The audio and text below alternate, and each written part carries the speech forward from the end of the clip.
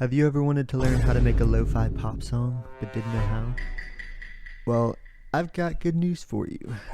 Because today we're going to be breaking down my song Amnesia and going over the essentials on how to create a lo-fi pop song. So without further ado, let's begin. And if you haven't checked out Amnesia, give it a listen, link in the description.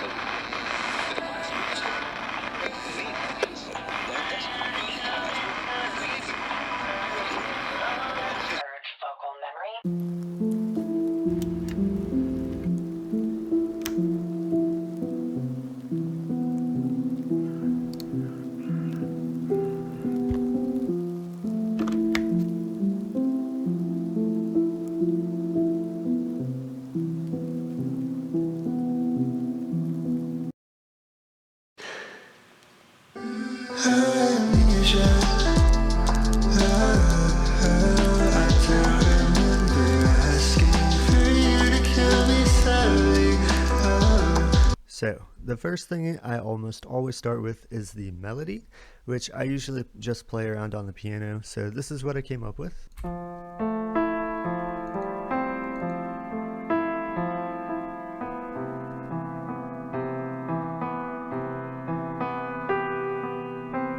So yeah, very simple, but it does the job and creates just a nice little lo-fi aesthetic. So next I wanted to add some counter melodies, and I use my voice a lot as like a pad or just like a melody sample, and this is what I came up with.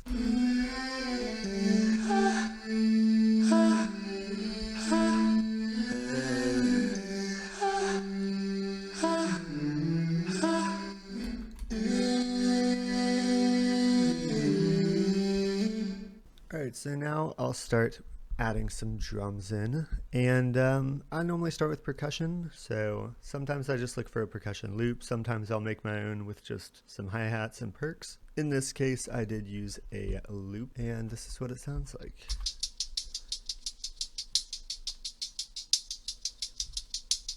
Very simple. I added a little counter percussion like open hi-hat on top of it.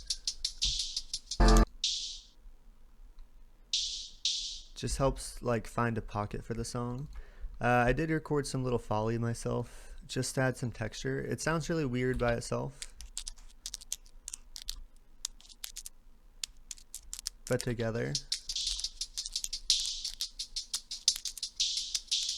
just kind of fills in the percussion a little bit. So next we've got the snares. I don't always layer my snares, but in this case I did. I've got a little small lo-fi little snare, and I use like a counter snare on some of the offbeats, and then more of an acoustic snare here, and then just a longer snare here, just something that has a little bit more of a tail. And together this is what it sounds like. Very simple, but like it's not too harsh. I do put an EQ on the end of the group just so that there's not too much low end or high end happening. The key to like a lo-fi aesthetic is generally, at least for me, is keeping a lot of things in like a mid EQ level. If you have too many things that are super bright, it just kind of starts to sound like, you know, not lo-fi. So without the EQ, this is what it would sound like. A lot harsher, a bit too bright, and this is with it. A lot more toned back, and yeah, more in line with the mood of the song. And then lastly, I put the kicks in.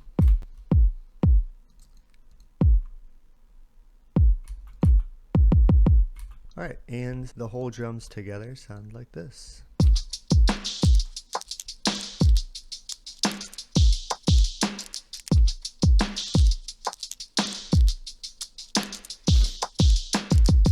Alright, and the last thing for the main instrumental is the bass. That's normally what I add in last, just because it's the easiest and it's the simplest. So I'd rather get all the melodies how I like them and all the drums where I want them before I throw on the bass. And this is what it sounds like.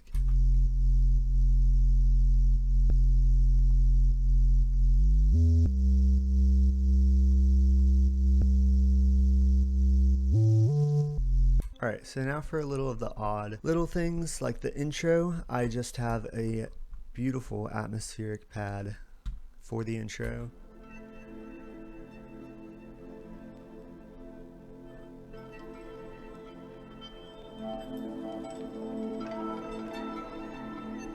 Along with the piano that's looping throughout the song, except this is a different piano, a little bit softer, and it just felt right for the intro. And this is what the normal one sounds like. And I always like, at least for like the more lo-fi pop songs, I like to add some sort of background atmosphere like rain or even nature or something like that. So I have this running through the whole song. Just a nice rain sample. And then for a few of the like scattered little melodies throughout the song, we have this one.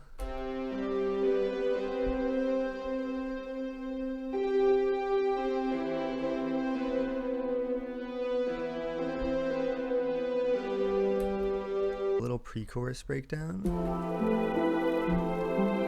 Have a nice little string section. Very simple, but I always like to add some strings here and there, generally for like a pre-chorus or the ending of a song or something. And for the chorus, I do have just like a string pad here, just playing some static chords throughout the whole chorus.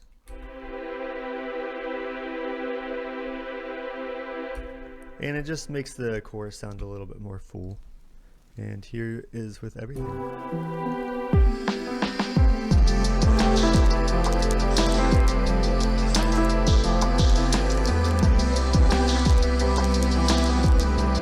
Alright, and for the pre-chorus, for the second verse, I added a different little counter melody. And this is what it sounds like.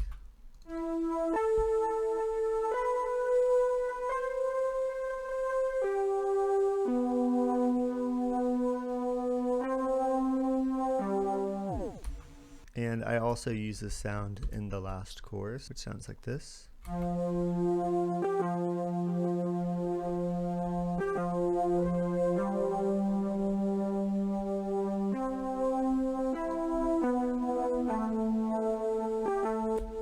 And together it all sounds like this.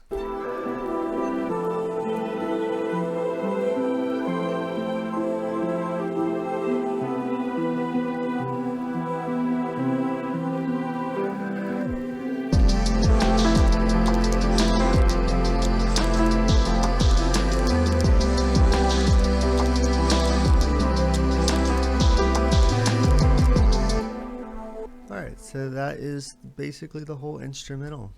It's not super complicated. I know a lot of people have like hundreds of tracks in their projects, but I like to keep it fairly simple. As long as I have a few unique sections and a little bit of change in structure, then I feel like it sounds really good. So the last thing are the vocals. So for the vocals, I always like to do a few layers for the chorus generally, just to add some fullness. So I have the main one. And then I have the same sound on the left and right. Just a bit quieter. And then I'll like to add generally like a harmony or something, even like ad-libs as another layer, just to make it a little bit more full. And I'll change the panning a little bit just so that they're not in the exact same space. And together it sounds like this. Just nice and full. For the verses, I generally just like the lead vocal. I don't add a ton. Sometimes I will add some ad-libs or sections that I want to feel fuller. I'll add the layered vocals, such as this section right here.